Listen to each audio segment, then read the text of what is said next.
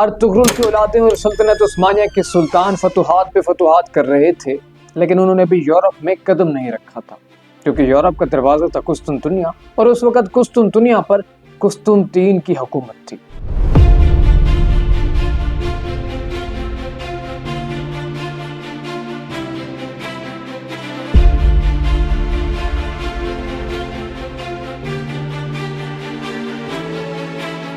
ये शहर फतह करना बेहद मुश्किल था, क्योंकि इस शहर की न सिर्फ फसीलें मजबूत थी, बल्कि इसका सिर्फ एक तरफ खुश्की और बाकी तमाम अतराफ समंदर था।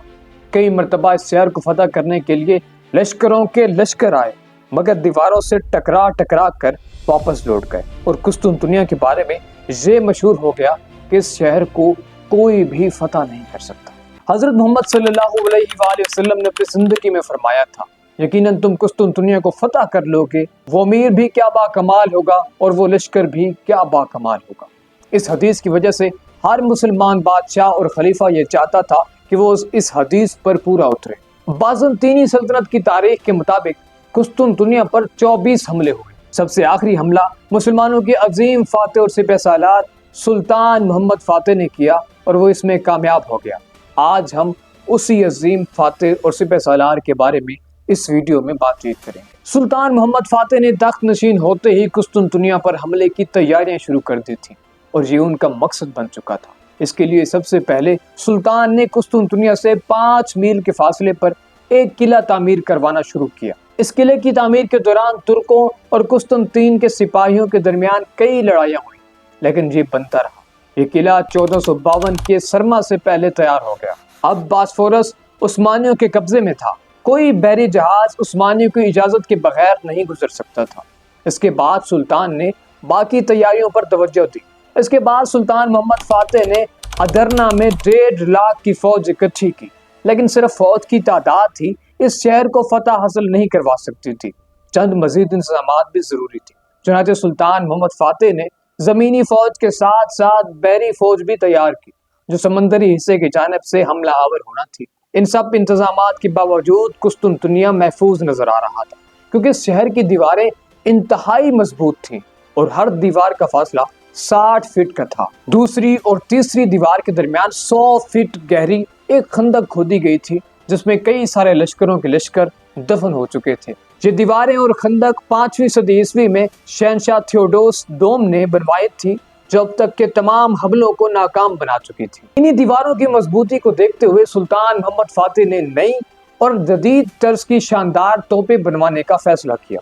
उस वक्त अरबन नामी एक ईसाई इंजीनियर बाज़ंतीनी मुलाजमत छोड़कर सुल्तान के पास आ गया था, जिसने सुल्तान को बहुत शानदार तोपें बनाकर दी, जिसके गोले का कतर 2.5 फीट था। इसके अलावा उसने छोटी तोपें भी बनाकर दी, जो तेजी से गोले बरसाती थी। 6 अप्रैल 1453 को बिलाखिर सुल्तान मोहम्मद फातेह ने कुस्तुनतुनिया का मुहासरा कर लिया। उस्मानी अफवाज दीवारों से टकराती रहीं और दीवार पर चढ़ने की हर मुमकिन कोशिश करती रहीं। दरवाजा तोड़ने की खातिर बेशुमार उस्मानी सिपाही शहीद हो गए। कई मरतबा वजीरों और मुशीरों ने सुल्तान को यह मशवरा दिया कि आप पीछे हट जाएं, अब तक इसे कोई फतह नहीं कर सकता, तो हम भी इसे फतह नहीं कर पाएंगे। लेकिन जुर्रत, शुजाअत और इस्तिकामत का पहाड़ बने सुल्तान ने पीछे हटने से साफ इनकार कर दिया। इस मुहासरे को 54 दिन गुजर चुके थे। सुल्तान फातेह और उसकी फौज ने पूरी रात इबादत की और दुआ में गुजार दी और फजर अदा करने के बाद शहर पर जबरदस्त हमला कर दिया। मुसलसल तोपों के हमले से किले की दीवार में एक शगाफ पड़ गया, जिसे देखकर उस्मानियों ने इस शगाफ पर शदीद हमला और गोलाबारी की।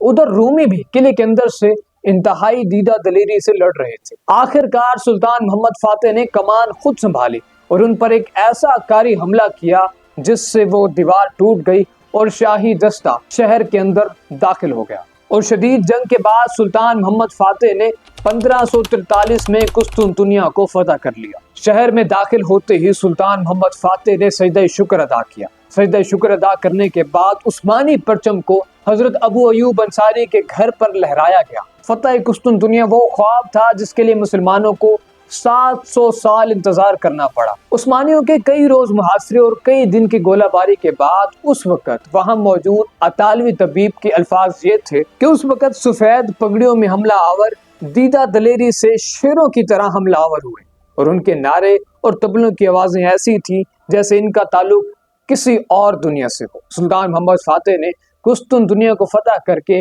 نبی کے حدیث پر نہ صرف پورا اترے بلکہ اسلام کی نامور شخصیات میں اپنا نام درج کروا لیا، اور واقعی وہ اتنے باکمال سپہ سالار تھے جس کے بارے میں نبی اکرم صلی اللہ علیہ وآلہ وسلم نے پیشن گوئی کر دی تھی۔ یہ ہماری آج کی مختصر سی ویڈیو، امید ہے آپ کو یہ ویڈیو پسند آئی ہوگی۔ اگر ویڈیو پسند آتی ہے تو چینل کو سبسکرائب کر لیجئے، ویڈیو کو لائک کر لیجئے اور اپنے دوست احباب کے ساتھ ضرور شیئر کیجئے گا۔ ملتے ایک نئی ویڈیو میں، تب تک کے لیے اللہ حافظ، اپنا بہت سارا خیال رکھیے گا۔